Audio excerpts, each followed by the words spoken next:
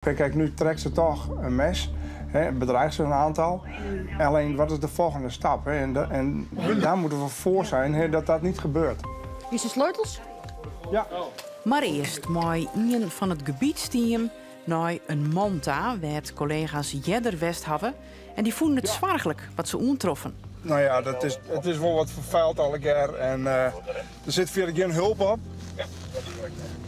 Dus daarom mag ik de gemeente bellen en we gaan ook gezamenlijk zien of we wat voor een betekenis kennen. Maar hij moet wel volgen. Dus we proberen met hem in gesprek te komen en mijn gepaste hulp te bieden. Wat is dan het doel? Nou ja, dat in ieder geval hij wat een beter leven krijgt, want hij vervuilt hemzelf. Het is, Maria is zo'n een weekagent. Dat is wel even wennen. Het is gewoon eerlijk. Ja, dat is wel even. Dat is iets totaal oors. Ja, dat is minder actie, denk ik. Hè? En meer onder de vakkant zitten. Oors. Ja, het is wel actie, maar oors. Meer onder de voorkant. Hè? Dus meer bemiddelen of naar mensen daar en adviseren. En ja, soms vind ik het nog wel eens wat lastig. Maar daarom zit ik nog in opleiding, dus het komt al je goed. Goeiedag, hallo, de wijkagent. Ja, ik ben de wijkagent. Ik ben een wijkagent, ja. Ja, u zou een keer langskomen van de week, had ik gezegd. Ja, klopt. Is dat goed? Ik ben voor deze functie verlegen. Dus ze voelen daar ergens geschikt. Ja, mijn team zegt, zei je wat, ik ken wel in die hoek. Die past er wel tussen. Ja, Oké, super. Iedereen is welkom hier. Super, dankjewel. Ja, nou, we waren toch even... ik heb mijn collega's die waren hier geweest. Ja. Nou ja, goed, we wilden toch even kijken hoe het met je gaat. En we hadden elkaar nog niet getroffen. Dan denk ik wel eens van, hoe kist zou leven? In zo'n bende. Ja, het is zijn huis, het is zijn veilige omgeving. Ja, hij voelt zich er happy bij, maar ik zou echt net leven kunnen. Nee. En vies dat moeilijk? Vind ik sneu. Ik heb altijd een zin om op te roemen. Dan beginnen mijn handen te jokken en dan denk ik van, zit je even... Echt? Ja, dan denk ik echt van, dan wil ik oproemen. Ik ken mooi hoe dit gesprek verint. En ik vooral een man die het heel eenzaam is. En maar de zoon zich net helemaal treft. En zei het van, ja, de huisarts het ik alles zijn van, goh, mat even iemand die helpen mij. Bij boodschapjes of even een skimmaatje in het huis of... Ja, en als ik een keer een melding krijg of zo, dan ik ga je niet bellen, kom ik gewoon even langs. Zullen we dat afspreken? Wij kregen natuurlijk al wel wat, natuurlijk al wat huiswerk hier van tevoren. En ja, hij weer wel wat de waarste in orenhulpverleningsinstanties. Oké. Dus het weer echt oud watje van, nou ja, hoe reageert hij op huis? Nou, toen we langs de rond, toen zag ik hem van de bankhouse spatten. Nou, dat kan twee dingen betekenen, of hij gaat naar de door of hij springt erachter. Maar hij deed gewoon doorhiepen en hij hier zaak al verwachten. We proberen dan hem zijn verhaal te doen.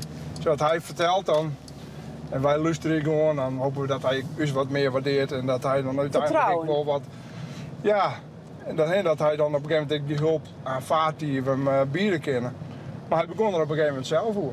Dus hij hield ik wel in de gaten naar het door en het goed gaat.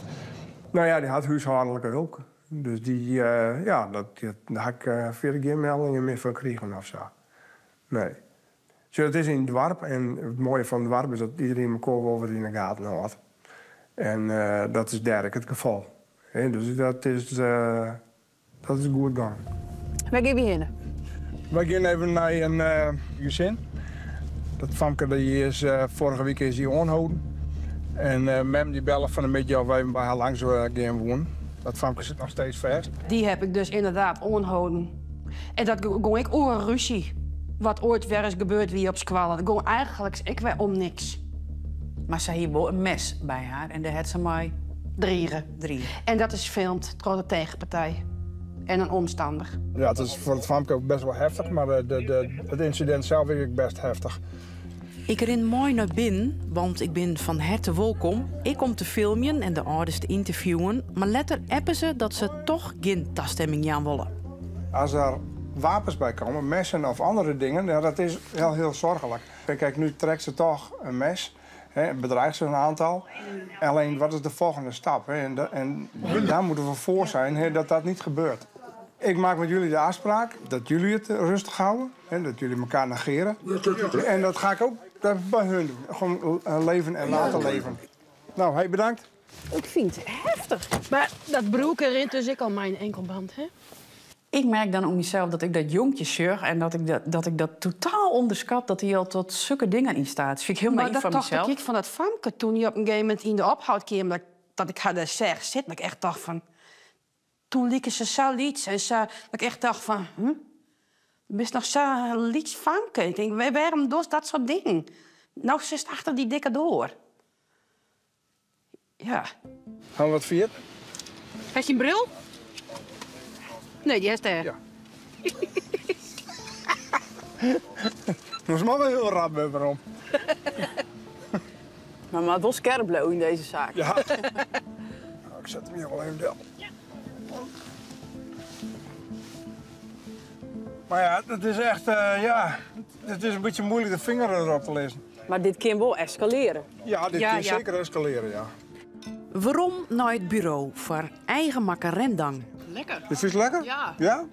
Nou, dankjewel.